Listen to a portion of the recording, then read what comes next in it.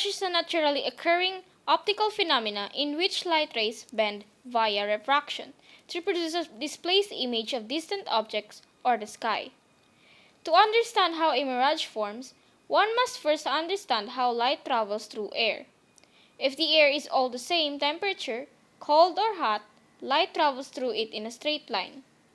If a steady temperature gradient exists, however, light will follow a curved path towards the cooler air.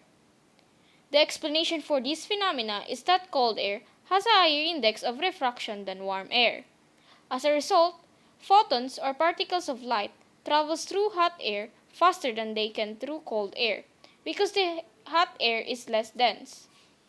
In order to get from one point to another in a minimum time, photons will take shortcuts, even though the length of the path is curved and it covers a longer distance than the direct route. Incoming photons take a curved path from the sky to the viewer's eye. The illusion comes from the human brain that assumes that light travels in a straight line. A viewer looking at, say, the road ahead on a hot, still day will see the sky because photons from the sky are taking the curved path that minimizes the time taken.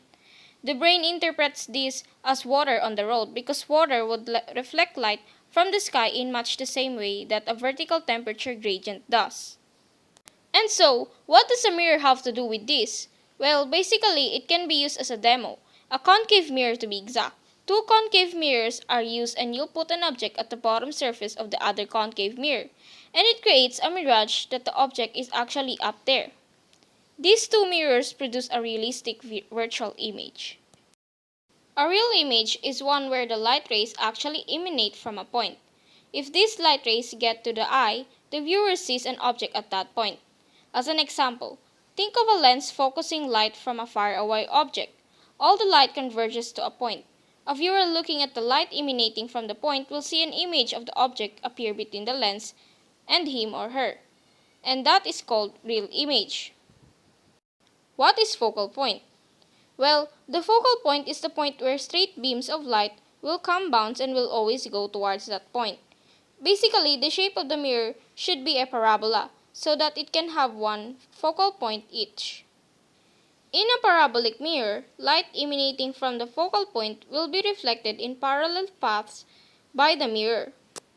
Conversely, light rays traveling in a parallel paths directly towards the mirror will converge to the focal point.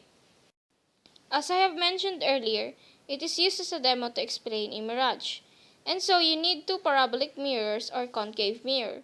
One lays face up on the table while the other one has a hole in the center that is facing down on the first mirror.